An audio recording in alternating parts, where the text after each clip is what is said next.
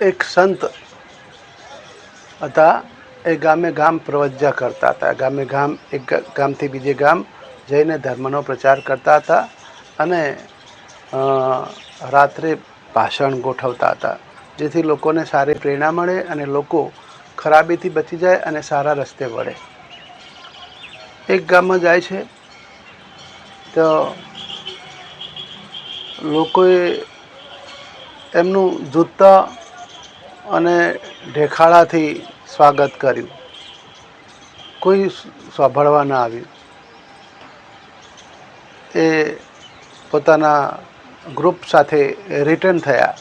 એ ગામથી બીજે ગામ જવા નીકળ્યા અને જતાં જતાં બોલ્યા કે ભગવાન કરે એ ગાંવ યથાવત રહે, આ ગામ આમનું આમ બન્યું રહે. પછી બીજા ગામ ગયા, તેઓ જાહેરાત કરી, લોકો આવ્યા, ભાવથી એમને સ્વાગત કર્યું, એમને ભોજન પ્રસાદી આપી.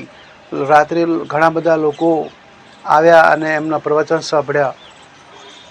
પછી ત્યાંથી વિદાય થવાનો સમય આવ્યો ત્યારે ચાલતી વખતે સંતે કહ્યું કે ભગવાન કરે એ ગાંવ બિખર જાય, ભગવાન કરે આ ગામ વેરાઈ જાય. એમની સાથે એક જિજ્ઞાસુ શિષ્ય પૂછ્યું કે ગુરુદેવ, તમે કોઈનો શ્રાપ આપો છો કે વરદાન?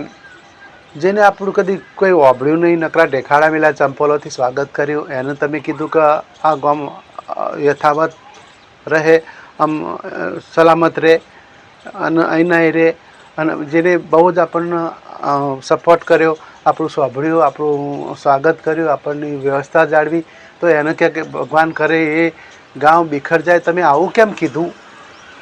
ત્યારે કીધું कि बेटा भगवान का दूसरा नाम अच्छाई है, भगवान का दूसरा नाम सत्प्रवृत्ति है, भगवान का दूसरा नाम सद्भावना और सद्विचार है. जितना सद्भाव जिस व्यक्ति में आएगा इतना इनके हृदय में भगवान आया हुआ समझना. જેટલો સદ્ભાવ સત્પ્રવૃત્તિ જેના જીવનમાં આવી એટલો એના જીવનમાં ભગવાન આવ્યો સમજવું. તો જો ખરાબ માણસો બીજે ફેલાઈ જાય તો ખરાબી ફેલાવશે. એટલા માટે મેં એને એક એમ કહ્યું કે આ ગામ યથાવત રહે. અને જો સારા માણસો સમાજમાં ફેલાઈ જાય, દુનિયામાં ફેલાઈ જાય, તો સારી પ્રવૃત્તિઓ, ધર્મ અને નૈતિકતા દુનિયામાં અને સમાજમાં ફેલાય. એટલા માટે મેં એવી ભાવનાથી કીધું કે ભગવાન કરે એ ગાંવ બિખર જાય. તો આ સદપ્રવૃત્તિઓ એ ભગવાનનું પૂજન છે. Work is worship. એટલે સત્પ્રવૃત્તિઓના ફેલાવા માટે ભગવાનનો, ગુરુદેવનો, માતાજીનો રાજીપો મેળવવા માટે આપણે સત્પ્રવૃત્તિઓનું શરણું લેવું પડશે. આપણા પોતાના જીવનમાં, આપણા કૌટુંબિક જીવનમાં, આપણા સામાજિક જીવનમાં, સમાજમાં સારી પ્રવૃત્તિઓનો ફેલાવા માટે આપણે પોતાના જીવનમાંથી થોડો થોડો કાપ મૂકીને બચાવેલી વસ્તુ, બે વસ્તુઓ, એક તો સમય અને બીજું ધન એટલે કે પૈસા, એ ભગવાનના કાર્યમાં સત્પ્રવૃત્તિઓના ફેલાવા માટે કરીએ તો એના જેવું શ્રેષ્ઠ કાર્ય બીજું એકેય નથી. તો સત્પ્રવૃત્તિઓના પુણ્ય પ્રસાર માટે આપણે શું શું આપી શકીએ? તો એક તો પોતાનો સમય દાન આપી શકાય. ગાયત્રી પરિવારની એક સૂત્ર છે, પરિજન કી અસલી પહેચાન સમયદાન और અંશદાન. જે માણસ ભગવાનના કાર્ય માટે, ગુરુદેવના કામ માટે, મિશનના કામ માટે, સારા વિચારોના પ્રસાર માટે, સદભાવનાઓના પ્રચાર પ્રસાર માટે, સત્પ્રવૃત્તિઓના પ્રસાર માટે પોતાનો સમય વાપરે છે, સ્વેચ્છાએ પોતાના પૈસા વાપરે છે, તો આ એક પુણ્ય કાર્ય કહેવાય. અને એ માટે જે પોતે જ રોજ થોડો થોડો સમય અને થોડા પૈસા કાઢે તો પોતાનું જીવન ધાર્મિક બને છે, આત્માનો વિકાસ થાય છે અને એ રીતે એ માણસ શ્રેષ્ઠ બને છે. તો જિંદગી તો ગાડી જેવી છે, ગાડી દુલા રે બજા રહી હૈ. ક્યારે તેડું આવશે કોઈ નક્કી નથી. એટલા માટે આ ટૂંકા જીવનમાં સમયનો સદુપયોગ કરીને થોડો સમય ભગવાનના કામમાં વાપરીએ.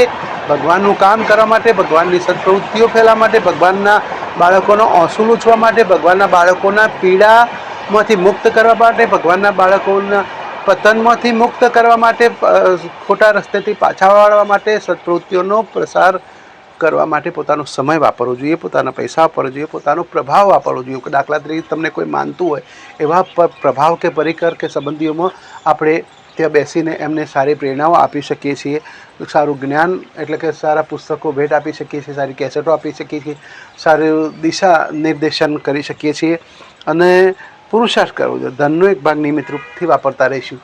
જો આ કરવામાં આવે તો આપણું જીવન સફળતાની વાટ ઉપર શરૂ થઈ જશે અને એકના એક દિવસ આપણે ભગવાનનો રાજીપો મેળવી લઈશું, આત્માનો રાજીપો મેળવી લઈશું, સમાજનો રાજીપો મેળવી લઈશું.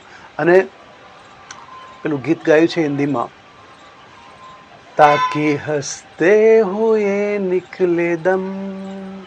જ્યારે મરણ થારી આવે ત્યારે આપણે પસ્તાવું નહીં પડે. આપણે હસતા આપણું જીવ આપી શકીશું, કશામાં મોહ માયા રાખ્યા વગર. બધું ભગવાનનું છે. આપણે તો ફક્ત એક પેલા ગેસ્ટ હાઉસના વ્યવસ્થાપક જેવા છીએ.